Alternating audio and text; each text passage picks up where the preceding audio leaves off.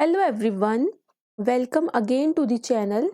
आज इस वीडियो में हम chapter sound and its basic discuss करने वाले हैं, जिसमें हम सबसे पहले साउंड के बारे में जानेंगे कि साउंड क्या होती है। ठीक है, तो साउंड होती है हमारे पास form of energy which produces a sensation of hearing in our years.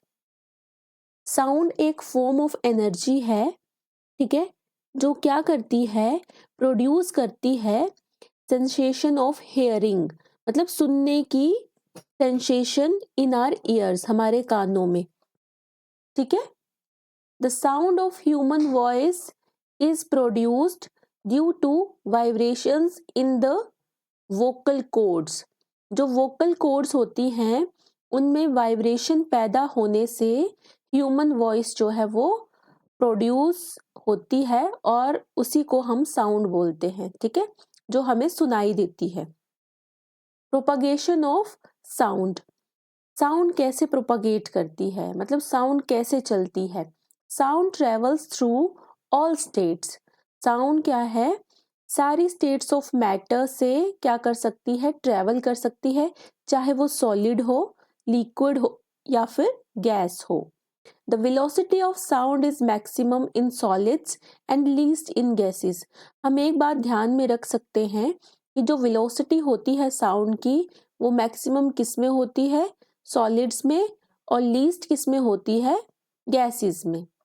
ठीक है, इसके बाद कुछ टर्म्स हैं रिलेटेड टू साउंड जो हम डिस्कस करेंगे। सबसे पहली है हमारे पास वाइब्रेशन। ठीक है, तो वाइब्रेशन क्या होती है, द टू एंड फ्रो और बैक और fourth motion of an object. किसी मोशन को हम टू और फ्रो कब बोलते हैं, जब वो आगे या पीछे चलेगा, जैसे। ठीक है, इस तरह से जो मोशन है वो टू एंड फ्रो बोलेंगे या फिर उसको बैक एंड फोर्थ बोलेंगे किसी ऑब्जेक्ट के अबाउट इट्स मीन पोजीशन। अगर ये मीन पोजीशन है, ठीक है, तो टू एंड फ्रो ऐसे हुआ, ठीक है, और बैक एंड फोर्थ ऐसे हुआ, तो ऐसे ऐसे मूव करना या फिर ऐसे ऐसे मूव करना, उसको हम क्या बोलेंगे, वाइब्रेशन बोलेंगे। और ये वाइब्रेशन जो है ये साउंड जो है वो पैदा करती है। इस तरह से मोशन करने पे साउंड प्रोड्यूस होगी और इस तरह से मोशन करने पे भी साउंड प्रोड्यूस होगी, उसको हम वाइब्रेशन का नाम दे देते हैं। इसके बाद सेकंड टर्म है हमारी वेवलेंथ। वेवलेंथ को हम लैम्डा से डिनोट करते हैं। ठीक है, ये क्या होता है, distance between two consecutive peaks, दो कॉन्जिक्यूटिव पीक्स के बीच में डिस्टेंस होगा, and through it's called wavelength, it is represented by lambda, और इसका यूनिट क्या होता है, मीटर होगा। ठीक है, इसके बाद नेक्स्ट है हमारा एम्पलीट्यूड, जिसको हम कैपिटल ए से डिनोट करते हैं। The amplitude A of vibration is defined as the maximum displacement of a vibrating object from its central position। कोई भी वाइब्रेटिंग ऑब्जेक्ट होगा, उसकी सेंट्रल पोजीशन से हमने मैक्सिमम डिस्प्लेसमेंट देखनी है, तो उसको हम क्या बोल देते हैं, एम्पलीट्यूड बोल देते हैं। इसके बाद नेक्स्ट टर्म है टाइम पीरियड। टाइम पीरियड को कैपिटल टी से डिनोट करते हैं। The time period T is the time taken by a vibrating या फिर ऑसिलेटिंग ऑब्जेक्ट। टाइम जो वाइब्रेटिंग या ऑसिलेटिंग ऑब्जेक्ट लेता है एक वाइब्रेशन को कंप्लीट करने के लिए, उसको हम टाइम पीरियड बोलते हैं। ठीक है, इसके बाद नेक्स्ट हम डिस्कस करेंगे फ्रीक्वेंसी। फ्रीक्वेंसी में सबसे पहले इसकी डेफिनेशन देख लेते हैं। द फ्रीक्वेंसी हम किससे लिखते हैं, एफ से या फिर एन से भी लिखते हैं इसको। ठीक है, is defined as the number of oscillations per second. एक सेकेंड में कितनी ऑसिलेशंस होती हैं उसको हम फ्रीक्वेंसी बोलते हैं। Frequency is measured in hertz. किसमें मेजर करते हैं, हर्ट्स में मेजर करते हैं। When an object makes one vibration in 1 second, अगर एक ऑब्जेक्ट 1 सेकेंड में एक वाइब्रेशन जो है वो करता है, then its frequency is 1 hertz. तो उसकी फ्रीक्वेंसी कितनी हो जाती है? 1 हर्ट्स हो जाती है।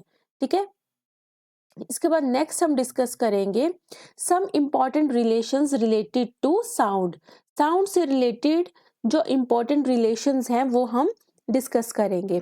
Since the frequency of a vibrating body is equal to reciprocal या फिर inverse of its time period, जो भी फ्रीक्वेंसी होती है वाइब्रेटिंग ऑब्जेक्ट की वो किसके इक्वल होती है? Inverse of its time period, ये रिलेशन।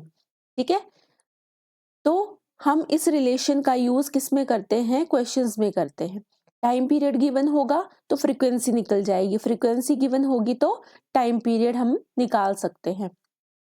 वेलोसिटी ऑफ साउंड है ना, किसकी इक्वल होती है? Frequency into wavelength. ये भी एक इंपॉर्टेंट रिजल्ट है, इसको भी हमने ध्यान में रखना है। ये दोनों ही इंपॉर्टेंट रिजल्ट्स हैं। ठीक है, ये भी और ये भी। ओके, अब इसके बाद एग्जाम्पल है A wave has a period of 4 seconds। अब देखो 4 सेकेंड का पीरियड दे दिया, फ्रीक्वेंसी निकालनी है। ठीक है, तो ये वाला रिलेशन यूज करेंगे। Frequency is equal to 1/t, तो फ्रीक्वेंसी किसकी इक्वल आ गई? 1/4 के, and which is equal to 0.25 hertz. Okay, अब इसके बाद नेक्स्ट हम डिस्कस करेंगे स्पीड से रिलेटेड। स्पीड क्या होती है? The distance travelled by a wave in 1 second. 1 second में वेव जितना डिस्टेंस ट्रेवल करती है उसको हम स्पीड बोलते हैं। Its SI unit is metre per second. ठीक है, speed is equal to distance travelled over time taken, तो स्पीड किसके इक्वल आ गई? लैम्डा बाय टी के इक्वल। ये भी इंपॉर्टेंट रिलेशन है हमारा। नेक्स्ट है हमारा speed of sound increases with increase in temperature. Speed of sound temperature के इंक्रीज करने पे इंक्रीज करती है। Velocity of sound in air does not depend on pressure of air. जो भी वेलोसिटी साउंड की होगी एयर में वो डिपेंड नहीं करेगी प्रेशर ऑफ द एयर पे। ठीक है, when the medium is speeded up, अगर मीडियम को स्पीड अप कर दिया जाए, then the speed of sound increases in the same direction. तो स्पीड ऑफ साउंड जो है वो सेम डायरेक्शन में इंक्रीज करेगी and decreases in opposite direction, और ऑपोजिट डायरेक्शन में डिक्रीज करेगी। Speed of sound wave in air increases with increase in humidity. जो भी हमारी साउंड वेव की स्पीड होती है एयर में वो कैसे इंक्रीज करती है? ह्यूमिडिटी के इंक्रीज करने पे। Speed of sound decreases, speed of sound कब डिक्रीज करती है? When we go from solid to gaseous state। इस तरह से रिलेशन, सॉलिड में ज्यादा होगी स्पीड ऑफ साउंड, फिर लिक्विड में उससे कम हो जाएगी और गैसेस में उससे कम हो जाएगी। ठीक है, अब इसके बाद हम कैरेक्टरिस्टिक्स देख लेते हैं साउंड की। फर्स्ट है हमारे पास लाउडनेस। लाउडनेस क्या होती है? Loudness of sound is proportional to the, किसके प्रोपोर्शनल होती है ये? Square of the amplitude of the vibration producing the sound. ठीक है, किसके? स्क्वायर ऑफ द एम्पलीट्यूड के, है ना, of vibration producing the sound. ठीक है, if the amplitude becomes twice, अगर एम्पलीट्यूड को ट्वाइस कर देंगे तो loudness increase by a factor of 4। ठीक है, जैसे एग्जाम्पल के लिए when a sitar string is plugged lightly, अगर सितार स्ट्रिंग को हम लाइटली प्लग करते हैं, then it vibrates with small amplitude, तो ये स्मॉल एम्पलीट्यूड के साथ वाइब्रेट करेगा एंड प्रोड्यूसेस अ फेंट साउंड, और फेंट साउंड प्रोड्यूस करता है। ठीक है, नेक्स्ट है इसके बाद on the other hand when the sitar string is plugged hard, अगर सितार के स्ट्रिंग को हम हार्ड प्लग करते हैं, then it starts vibrating with a large amplitude and produces a loud sound. ठीक है, अगर हम प्लग करेंगे सॉफ्टली तो वो वाइब्रेशन भी स्मॉल एम्पलीट्यूड की होगी और साउंड भी लाउड नहीं होगी, लेकिन अगर हम इसको हार्ड प्लग करते हैं तो लार्ज एम्पलीट्यूड होगा और लाउड साउंड होगी। ठीक है, अब इसके बाद the loudness is expressed in a unit called decibel, जिसको डीबी बोलते हैं, ठीक है। तो नॉर्मल ब्रीथिंग की जो लाउडनेस होती है वो होती है 10 डेसिबल। सॉफ्ट विस्पर की क्या होती है 30 डेसिबल। नॉर्मल कन्वर्सेशन जो हम करते हैं उसकी होती है 60 डेसिबल। अगर बिजी ट्रैफिक होगा तो 70 डेसिबल और एवरेज फैक्ट्री की होगी 80 डेसिबल, ठीक है। और above 80 decibel the noise becomes physically painful. 80 decibel से ऊपर हो गया तो वो क्या हो जाएगा, नॉइस बन जाएगी और वो पेनफुल होगी, ठीक है। फर्स्ट हमने लाउडनेस पढ़ा, अब सेकंड हम पढ़ेंगे pitch. The characteristic property of sound by which differentiate between sounds of same loudness is known as pitch of the sound।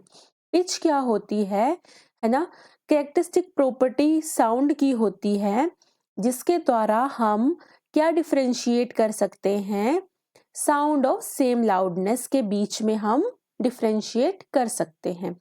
It is the degree of shrillness of a musical note, है ना।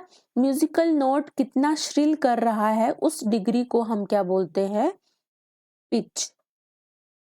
The pitch of sound depends on the frequency of vibration of sound producing object.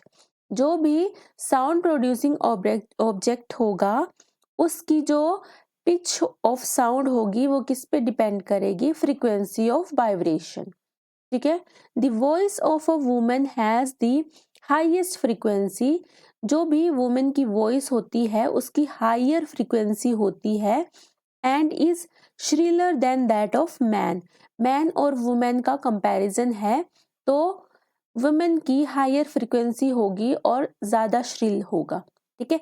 Women vocal cord range is 15 millimetre. जो women का vocal cord range है वो 15 millimetre है। Humming of mosquito has a high pitch. जो mosquito हम करता है, humming करता है, उसकी हाई पिच होती है बट लो लाउडनेस। लाउडनेस क्या होती है, लो होती है। While roar of a lion has high loudness but low pitch, ठीक है। ये एग्जाम्पल हमें दिया है जिसमें हाई पिच और लो लाउडनेस और high loudness but low pitch के बारे में कंपैरिजन किया हुआ है। थर्ड है हमारे पास quality. The characteristics of sound which differentiate between two sounds, ठीक है। क्वालिटी हमें क्या डिफरेंशिएट करेगा, दो साउंड्स के बीच में, है ना, डिफरेंशिएट करना बताएगा कि एक की क्वालिटी कैसी है दूसरे की क्वालिटी कैसी है।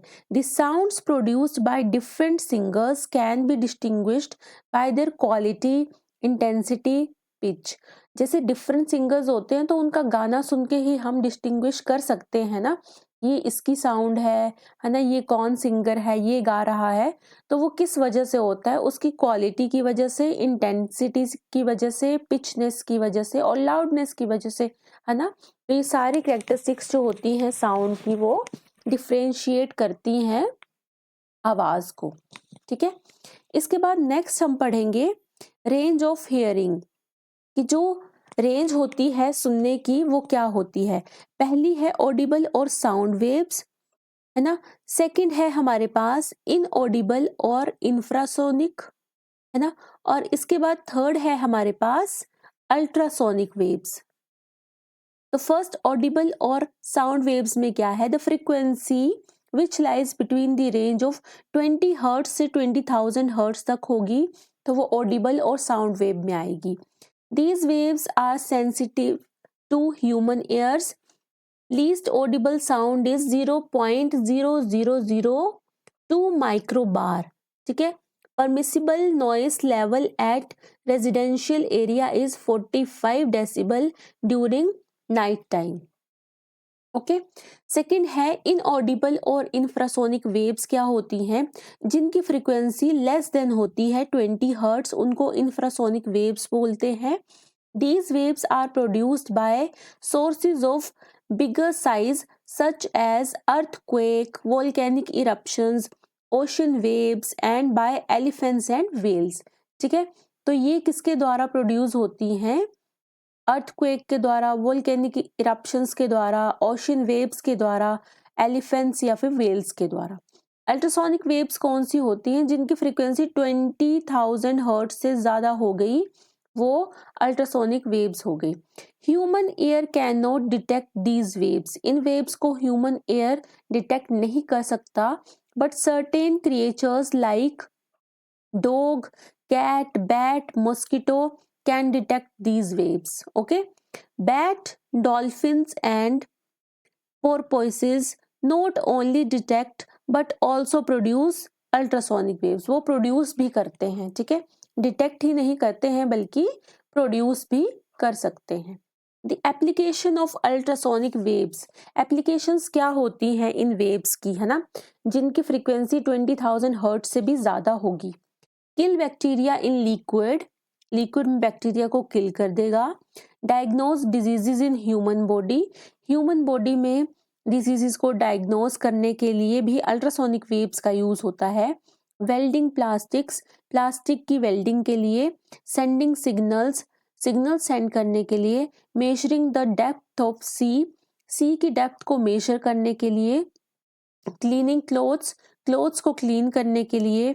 Aeroplanes and machinery parts of clocks, removing lamp shoot from the chimney of factories, in sterilizing of a liquid, in ultrasonography। ठीक है, तो इन सब में अल्ट्रासोनिक वेव्स का यूज होता है। इसके बाद इन सोनार, सोनार क्या होता है? साउंड नेविगेशन एंड रेंजिंग में।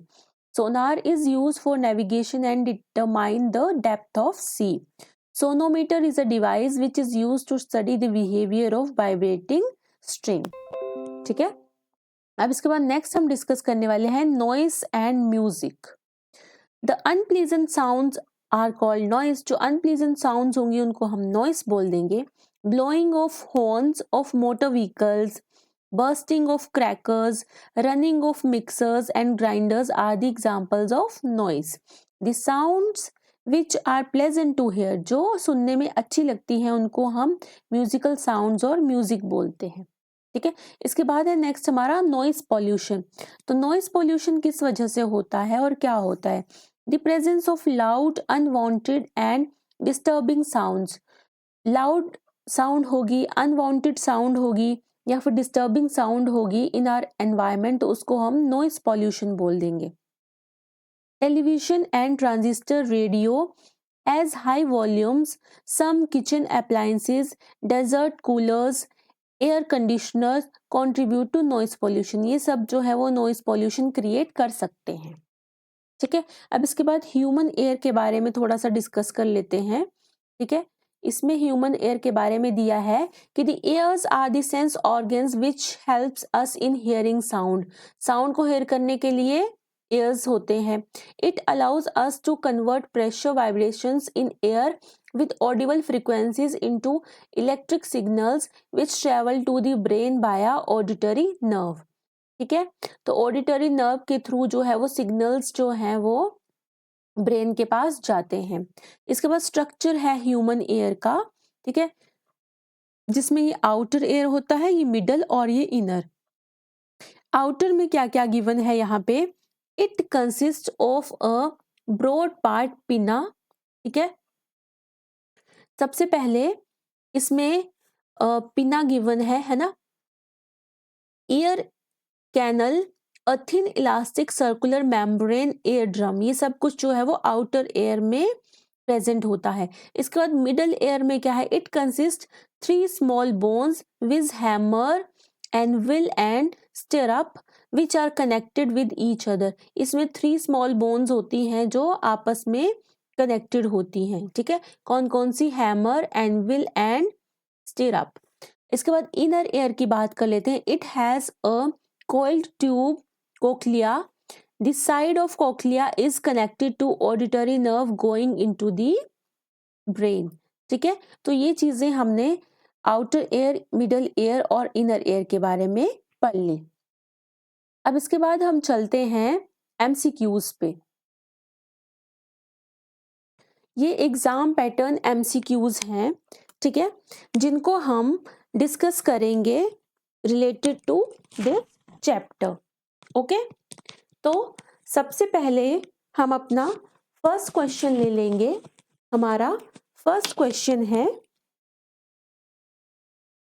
Which one of the following statements is correct regarding the velocity of sound. अब वेलोसिटी ऑफ साउंड से रिलेटेड ये हमसे क्वेश्चन पूछा है और बोला है कि ये जो नीचे 4 स्टेटमेंट्स हैं इनमें से हमारा करेक्ट वाला कौन सा होगा। ठीक है,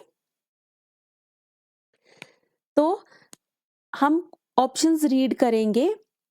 it does not depend upon the nature of media, मतलब वेलोसिटी ऑफ साउंड के बारे में बात हो रही है। It is maximum in gases and minimum in liquids. It is maximum in solids and minimum in liquids. It is maximum in solids and minimum in gases. तो ये तो हम ऊपर ही पढ़ चुके कि जो velocity of sound है वो maximum solids में होती है और minimum जो है वो gases में होती है। ठीक है, तो ये फर्स्ट क्वेश्चन का हमारा डी ऑप्शन करेक्ट हो जाएगा। क्वेश्चन नंबर सेकंड है, the ceilings of a concert hall are generally curved because. Ceilings को कर्व्ड क्यों बनाया होता है? They reflect the sound to the audience, they can absorb noise, it better aeration in the hall, as any sound from outside cannot pass through a curved ceiling। तो question number 2 का A option correct होगा, because they reflect the sound to the audience।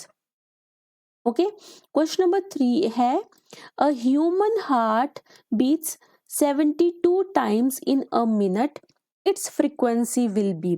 तो frequency find करेंगे हम।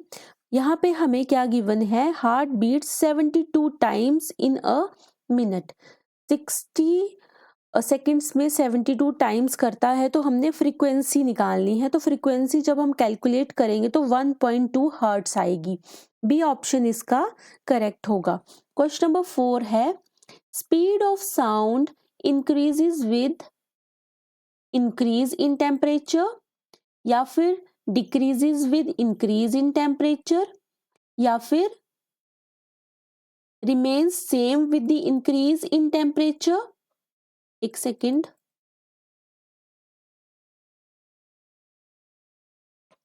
या फिर none of the above. तो speed of sound के बारे में हमसे पूछा है, तो इसमें होगा कि speed of sound increases with increase in temperature. A option इसका करेक्ट होगा। क्वेश्चन नंबर 5 है, velocity of sound in air does not depend upon. तो वेलोसिटी ऑफ साउंड एयर में किस पे डिपेंड नहीं करती है? Density of air, temperature of air, pressure of air, या फिर ह्यूमिडिटी ऑफ एयर। तो क्वेश्चन नंबर 5 में प्रेशर ऑफ एयर पे डिपेंड नहीं करती है, सी ऑप्शन करेक्ट होगा।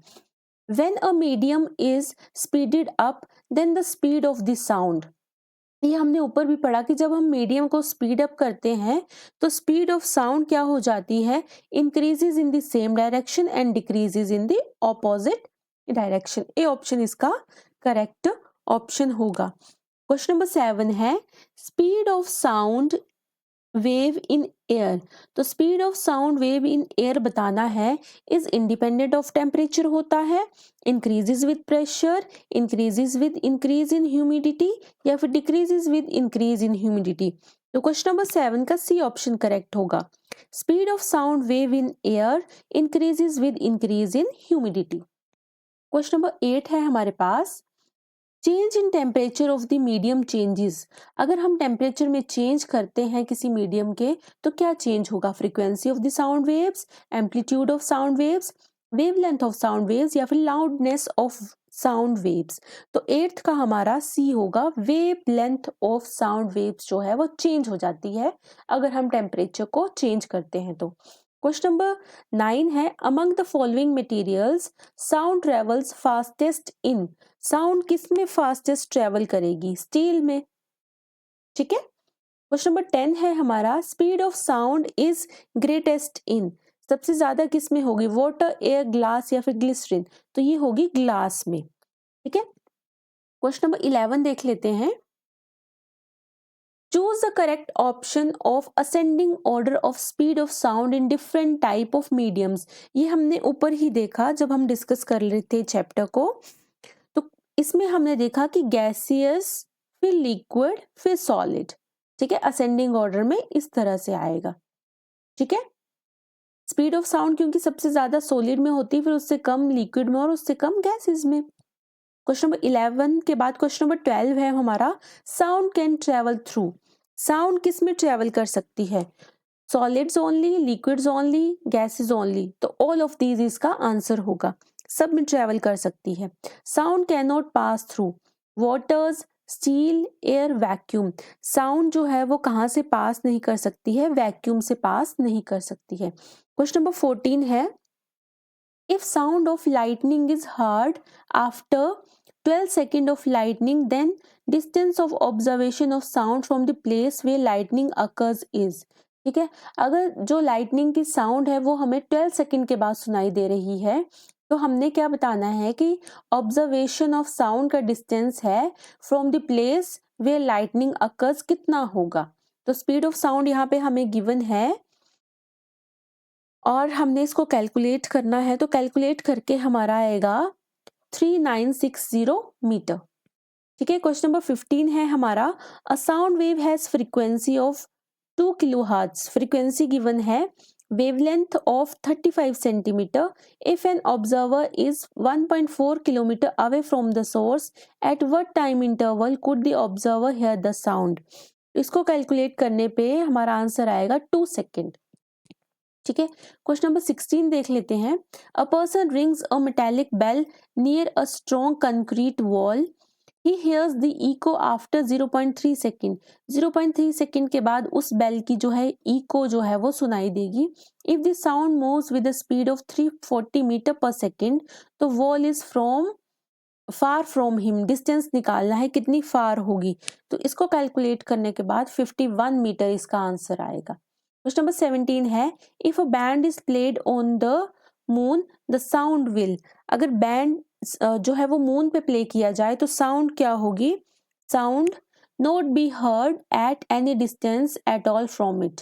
ठीक है, if we listen to the sound of lightning 10 second after observing, 10 second के बाद सुनाई दे रही है, how far how far we are from the place where lightning occurs. तो फिर से हमें डिस्टेंस ही बताना है इसमें, तो कैलकुलेशन के बाद ये आएगा 3300 मीटर। क्वेश्चन नंबर 19 है, if we increase the vibration in an object the time period will. अगर हम इंक्रीज कर देंगे वाइब्रेशन को तो टाइम पीरियड पे क्या इफेक्ट पड़ेगा? Decrease in same portion proportion या फिर increase in inverse proportion, decrease in same proportion या फिर डिक्रीज इन इनवर्स प्रोपोर्शन। तो क्वेश्चन नंबर 19 का होगा डिक्रीज इन सेम प्रोपोर्शन। अगर हम इंक्रीज करेंगे वाइब्रेशन को तो टाइम पीरियड क्या करेगा? Decrease in same proportion. Question number 20 है, on a hot and humid day in rainy season the speed of sound in air is 350 meter per second. A sound of frequency 700 hertz is produced by an electric bell. What will the wavelength of sound in air? Wavelength find out करनी है, तो calculate करने के बाद 0.5 centimetre इसका answer आएगा। ए option इसका correct option हो जाएगा। ठीक है, तो इस वीडियो में हम इतने ही क्वेश्चंस डिस्कस करेंगे, बाकी हम नेक्स्ट वीडियो में कंटिन्यू करेंगे। Thanks for watching.